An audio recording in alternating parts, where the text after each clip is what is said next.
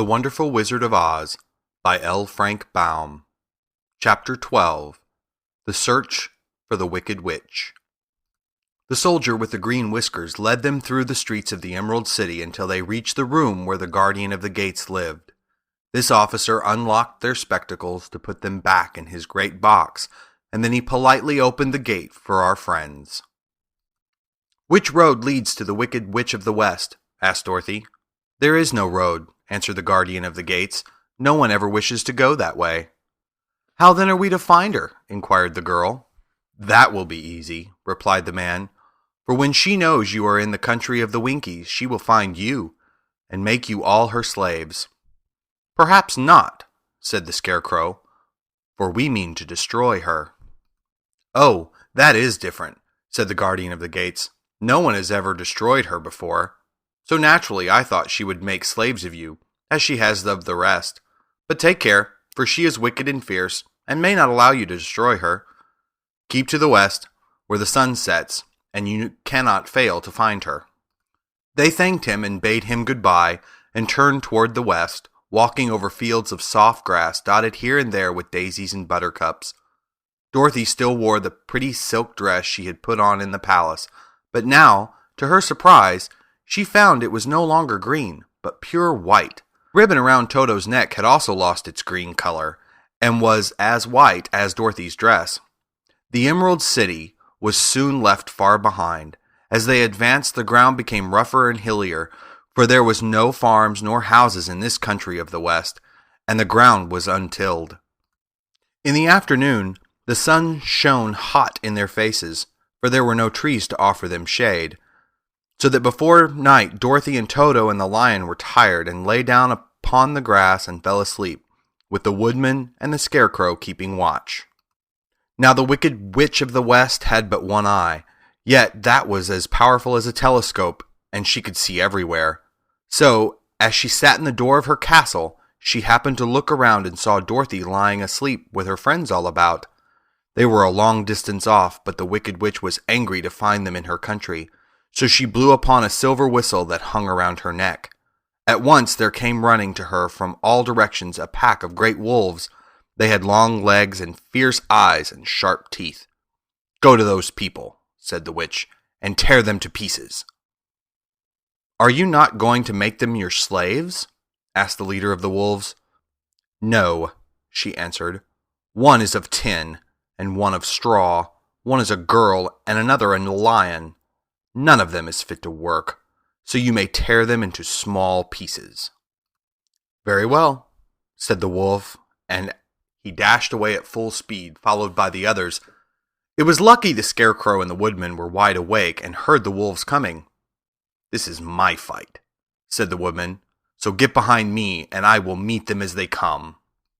He seized his axe, which he had made very sharp, and as the leader of the wolves came on, the Tin Woodman swung his arm and chopped the wolf's head from its body, so that it immediately died. As soon as he could raise his axe, another wolf came up, and he also fell under the sharp edge of the Tin Woodman's weapon. There were 40 wolves, and 40 times a wolf was killed, so that at last they all lay dead in a heap before the woodman. He put down his axe and sat beside the Scarecrow, who said, "It was a good fight, friend." They waited until Dorothy awoke the next morning. The little girl was quite frightened when she saw the great pile of shaggy wolves, but the Tin Woodman told her all. She thanked him for saving them and sat down to breakfast, after which they started again upon their journey.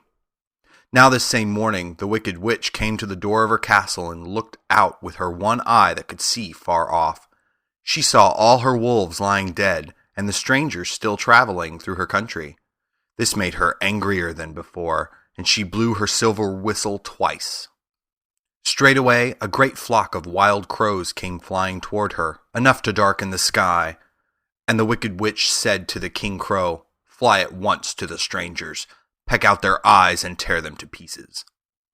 The wild crows flew in one great flock toward Dorothy and her companions. When the little girl saw them coming, she was afraid. But the Scarecrow said, "This is my battle, so lie down beside me and you will not be harmed." So they all lay upon the ground except the Scarecrow, and he stood up and stretched out his arms, and when the crows saw him, they were frightened, as these birds always are by scarecrows, and did not dare to come any nearer. But the king crow said, "It is only a stuffed man. I will peck his eyes out." The king crow flew at the scarecrow, who caught it by the head and twisted its neck until it died. And then another crow flew at him, and the scarecrow twisted its neck also. There were 40 crows, and 40 times the scarecrow twisted a neck, until at last all were lying dead beside him. Then he called to his companions to rise, and again they went upon their journey. When the wicked witch looked out again and saw all her crows lying in a heap, she got into a terrible rage, and blew 3 times upon her silver whistle. Forthwith there was heard a great buzzing in the air, and a swarm of black bees came flying toward her. "Go to the strangers and sting them to death," commanded the witch, and the bees turned and flew rapidly until they came to where Dorothy and her friends were walking. But the woodman had seen them coming, and the scarecrow had decided what to do. "Take out my straw and scatter it over the little girl and the dog and the lion," he said to the woodman, "and the bees cannot sting them." This the woodman did, and as Dorothy lay close beside the lion and held Toto in her arms, the straw covered them entirely. The bees came and found no one but the woodman to sting, so they flew at him and broke off all their stings against the 10, without hurting the woodman at all. And as bees cannot live when their stings are broken, that was the end of the black bees, and they lay scattered thick about the woodman, like little heaps of fine coal. Then Dorothy and the lion got up, and the girl helped the Tin Woodman put the straw back into the scarecrow again until he was as good as ever. So they started upon their journey once more. The wicked witch was so angry when she saw her black bees in little heaps like fine coal that she stamped her foot and tore her hair and gnashed her teeth. And then she called a dozen of her slaves, who were the Winkies, and gave them sharp spears, telling them to go to the strangers and destroy them.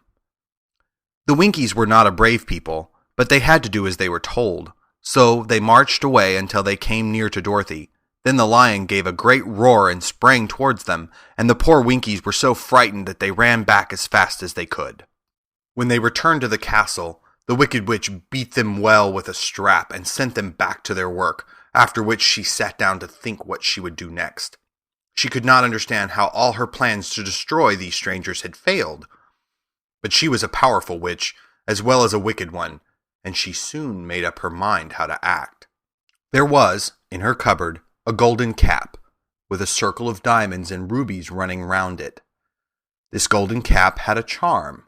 Whoever owned it could call 3 times upon the winged monkeys, who would obey any order they were given.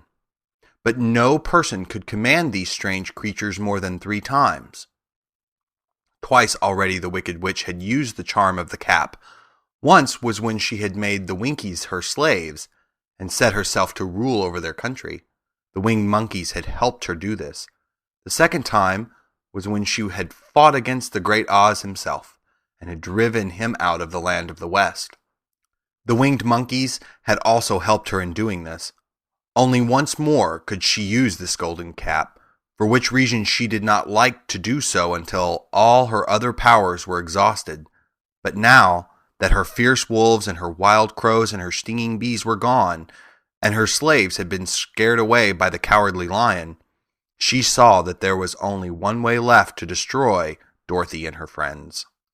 So the wicked witch took the golden cap from her cupboard and placed it upon her head. Then she stood upon her left foot and said slowly, "Epi, Peppy, Kaki." Then she stood upon her right foot and said, "Hillo, holo, hello." After this she stood upon both feet and cried in a loud voice, "Zizzy, Zoozy, Zick." Now the charm began to work. The sky was darkened, and a low rumbling sound was heard in the air. There was a rushing of many wings, a great chattering and laughing, and the sun came out of the dark sky to show the wicked witch surrounded by a crowd of monkeys, each with a pair of immense and powerful wings on its shoulders. One, much bigger than the others, seemed to be their leader. He flew close to the witch and said, "You have called us for the 3rd and last time. What do you command?" "Go to the strangers who are within my land and destroy them, all except the lion," said the wicked witch. "Bring that beast to me, for I have a mind to harness him like a horse and make him work." "Your command shall be obeyed," said the leader. Then, with a great deal of chattering and noise, the winged monkeys flew away to the place where Dorothy and her friends were walking. Some of the monkeys seized the Tin Woodman and carried him through the air until they were over a country thickly covered with sharp rocks. Here they dropped the poor woodman, who fell a great distance to the rocks, where he lay so battered and dented that he could neither move nor groan. Others of the monkeys caught the Scarecrow, and with their long fingers pulled all of the straw out of his clothes and head. They made his hat and boots and clothes into a small bundle and threw it onto the top branches of a tall tree. The remaining monkeys threw pieces of stout rope around the lion and wound many coils around his body and head and legs until he was unable to bite or scratch or struggle in any way. Then they lifted him up and flew away with him to the witch's castle, where he was placed in a small yard with a high iron fence around it so that he could not escape. But Dorothy they did not harm at all. She stood with Toto in her arms, watching the sad fate of her comrades and thinking it would soon be her turn. The leader of the winged monkeys flew up to her, his long, hairy arms stretched out and his ugly face grinning terribly. But he saw the mark of the good witch's kiss upon her forehead and stopped short, motioning to the others not to touch her. "We dare not harm this little girl," he said to them, "for she is protected by the power of good, and that is greater than the power of evil. All we can do is to carry her to the castle of the Wicked Witch and leave her there." So, carefully and gently, they lifted Dorothy in their arms and carried her swiftly through the air until they came to the castle, where they set her down upon the front doorstep. Then the leader said to the witch, "We have obeyed you as far as we were able. The Tin Woodman and the Scarecrow are destroyed, and the lion is tied up in your yard. The little girl we dare not harm, nor the dog she carries in her arms. Your power over our band is now ended, and you will never see us again." Then all the winged monkeys, with much laughing and chattering and noise, flew into the air and were soon out of sight. The Wicked Witch was both surprised and worried when she saw the mark on Dorothy's forehead, for she knew well that neither the winged monkeys nor she herself dare hurt the girl in any way. She looked down at Dorothy's feet, and seeing the silver shoes, began to tremble with fear, for she knew that a powerful charm belonged to them. At first the witch was tempted to run away from Dorothy, but she happened to look into the child's eyes and saw how simple the soul behind them was, and that the little girl did not know of the wonderful power the silver shoes gave her. So the Wicked Witch laughed to herself and thought, "I can still make her my slave, for she does not know how to use her power." Then she said to Dorothy harshly and severely, "Come with me, and see that you mind everything I tell you, for if you do not, I will make an end of you, as I did of the Tin Woodman and the Scarecrow." Dorothy followed her through many of the beautiful rooms in her castle until they came to the kitchens, where the witch bade her clean the pots and kettles and sweep the floor and keep the fire fed with wood. Dorothy went to work meekly, with her mind made up to work as hard as she could, for she was glad the Wicked Witch had decided not to kill her. With Dorothy hard at work, the witch thought she would go into the courtyard and harness the cowardly lion like a horse. It would amuse her, she was sure, to make him draw her chariot whenever she wished to go to drive. But as she opened the gate, the lion gave a loud roar and bounded at her so fiercely that the witch was afraid and ran out and shut the gate again. "If I cannot harness you," said the witch to the lion, speaking through the bars of the gate, "I can starve you. You shall have nothing to eat until you do as I wish." So after that she took no food to the imprisoned lion, but every day she came to the gate at noon and asked, "Are you ready to be harnessed like a horse?" And the lion would answer, "No, if you come in this yard, I will bite you." The reason the lion did not have to do as the witch wished was that every night, while the woman was asleep, Dorothy carried him food from the cupboard. After he had eaten, he would lie down on his bed of straw, and Dorothy would lie down beside him and put her head in his soft, shaggy mane, while they talked of their troubles and tried to plan some way to escape. but they could find no way to get out of the castle, for it was constantly guarded by the yellow Winkies, who were the slaves of the Wicked Witch and were too afraid of her not to do as she told them. The girl had to work hard during the day, and often the witch threatened to beat her with the same old umbrella she always carried in her hand. But in truth, she did not dare to strike Dorothy because of the mark upon her forehead. The child did not know this and was full of fear for herself and Toto. Once the witch struck Toto a blow with her umbrella, and the brave little dog flew at her and bit her leg in return. The witch did not bleed where she was bitten, for she was so wicked that the blood in her had dried up many years before. Dorothy's life became very sad, as she grew to understand that it would be harder than ever to get back to Kansas and Aunt Em again. Sometimes she would cry bitterly for hours, with Toto sitting at her feet and looking into her face, whining dismally to show how sorry he was for his little mistress. Toto did not really care whether he was in Kansas or the Land of Oz so long as Dorothy was with him, but he knew the little girl was unhappy, and that made him unhappy too. Now the Wicked Witch had a great longing to have for her own the silver shoes which the girl always wore. Her bees and her crows and her wolves were lying in heaps and drying up, and she had used up all the power of the golden cap. But if she could only get a hold of the silver shoes, they would give her more power than all the other things she had lost. She watched Dorothy carefully to see if she ever took off her shoes, thinking she might steal them. But the child was so proud of her pretty shoes that she never took them off, except at night when she took her bath. The witch was too much afraid of the dark to dare go into Dorothy's room at night to take the shoes, and her dread of water was greater than her fear of the dark, so she never came near when Dorothy was bathing. Indeed, the old witch never touched water, nor ever let water touch her in any way. But the wicked creature was very cunning, and she finally thought of a trick that would give her what she wanted. She placed a bar of iron in the middle of the kitchen floor, and then, by her magic arts, made the iron invisible to human eyes, so that when Dorothy walked across the floor, she stumbled over the bar, not being able to see it, and fell at full length. She was not much hurt, but in her fall, one of the silver shoes came off, and before she could reach it, the witch had snatched it away and put it on her own skinny foot. The wicked woman was greatly pleased with the success of her trick, for as long as she had one of the shoes, she owned half the power of their charm, and Dorothy could not use it against her, even had she known how to do so. The little girl, seeing she had lost one of her pretty shoes, grew angry, and said to the witch, "Give me back my shoe." "I will not," retorted the witch, "for it is now my shoe, and not yours." "You are a wicked creature," cried Dorothy. "You have no right to take my shoe from me." "I shall keep it just the same," said the witch, laughing at her, "and someday I shall get the other one from you too." This made Dorothy so very angry that she picked up the bucket of water that stood near and dashed it over the witch, wetting her from head to foot.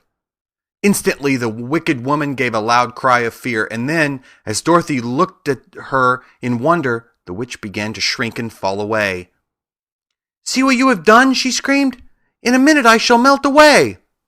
"I'm very sorry indeed," said Dorothy, who was truly frightened to see the witch actually melting away like brown sugar before her very eyes. "Didn't you know water would be the end of me?" asked the witch in a wailing, despairing voice.